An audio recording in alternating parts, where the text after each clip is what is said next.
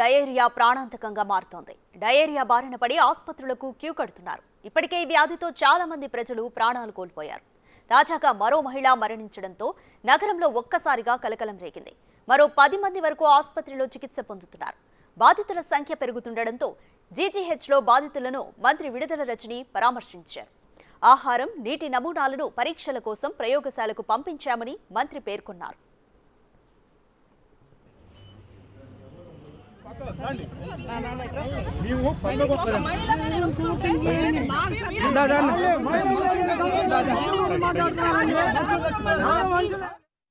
అయితే కలుషిత మున్సిపల్ నీరు తాగడం వల్లనే అస్వస్థతకు గురయ్యారని ప్రజలు వాపోతున్నారు. నీటిని ఎప్పటికప్పుడు శుద్ధి చేస్తున్నామని మేయర్ చెబుతున్నారు. కానీ ఒక్కసారిగా అంతమంది అస్వస్థతకు గురవ్వడంతో అనుమానాలు వ్యక్తమవుతున్నాయి. నీటిని శుద్ధి చేయకుండానే సప్లై చేస్తున్నారని ప్రజలు తీవ్ర ఆగ్రహావేశాలు వ్యక్తం చేస్తున్నారు.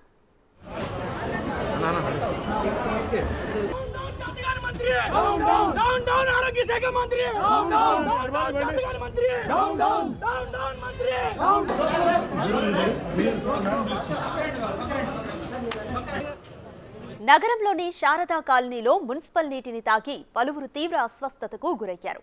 వారిని జీజీహెచ్కు తరలించారు. చికిత్స పొందుతూ పద్మ అనే మహిళ చనిపోయారు. దీంతో ప్రతిపక్ష పార్టీలు ఆగ్రహం వ్యక్తం చేస్తున్నాయి.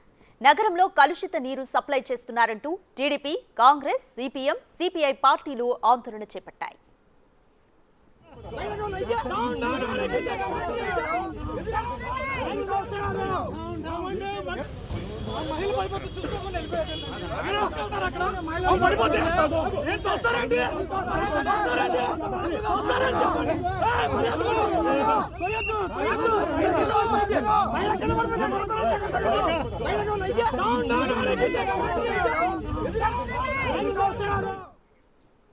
కంప్లీట్ డీటెయిల్స్ మా ప్రతినిధి సాయి శంకర్ అందిస్తారు.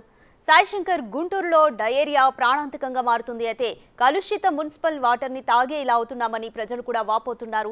మేయర్ అయితే అలాంటిది ఏమీ లేదు అని అంటున్నారు, శుద్ధి చేస్తున్నామని చెప్తున్నారు. ప్రతిపక్షాలు కూడా ఆందోళన చేస్తున్నారు. అసలు ఏం జరుగుతుంది గుంటూరులో? ప్రధానంగా అయితే నిన్న ఉదయం సమయం నుంచి గుంటూరు జీజీహెచ్కి అనేక మంది బాధితులైతే విరోచనాలు, వాంతుల దీంతో రావడం జరిగింది. అయితే దీనిపైన అయితే ప్రతిపక్ష పార్టీలు అయితే తీవ్ర విమర్శలు చేస్తున్నాయి. అయితే బాధితులు కూడా తమకి ఏ విధంగా ఈ యొక్క పరిస్థితి వచ్చిందనేది తెలియదు అనే విధంగా కూడా చెప్తున్నటువంటి పరిస్థితి ఉంది. కాకపోతే అధికార పక్షానికి సంబంధించినటువంటి వాళ్ళు మాత్రం మాట్లాడుతూ ఎక్కడా కూడా కలుషితమైనటువంటి వాటర్ సప్లై లేదు అనే విధంగా కూడా చెప్తున్నటువంటి పరిస్థితి ఉంది. అయితే ప్రజెంట్ మనం నెహ్రూ నగర్ ట్యాంకుల దగ్గర ఉన్నాం. ఇక్కడి నుంచే నగరంలోని అనేక ప్రాంతాలకైతే వాటర్ సప్లై ఉండేటటువంటి అవకాశం ఉంటుంది. ఇక్కడి నుంచే ట్యాంకుల ద్వారా అయితే వెళ్ళేటటువంటి సిచ్యువేషన్ ఉంటుంది.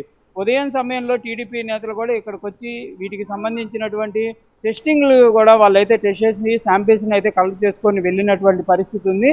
ప్రధానంగా మనం చూడొచ్చు, ఈ శాంపిల్స్కి సంబంధించి కలెక్షన్ అనేది ఉదయం సమయంలో సచివాలయానికి సంబంధించినటువంటి అధికారులు ఎవరైతే ఇమ్యూనిటీ అధికారులు ఉంటారో వాళ్ళు టెస్ట్ చేస్తున్నటువంటి పరిస్థితి ఉంది. ఎవ్రీడే టెస్ట్ చేస్తున్నాం అనే విధంగా చెప్తున్నారు. సరే, ఈ శాంపిల్ని ఏ విధంగా తీసుకుంటారు, ఎంత మోతాదులో? ప్రధానంగా ఇదైతే వాళ్ళైతే చెప్తున్నటువంటి పరిస్థితి, ఇది ట్యాంకుల దగ్గర శాంపిల్ తీసుకుంటాం, ప్రతి ఇంటి దగ్గర కూడా వెళ్ళి ఈ శాంపిల్ అనేది కలెక్ట్ చేస్తాం అనే విధంగా కూడా చెప్తున్నారు.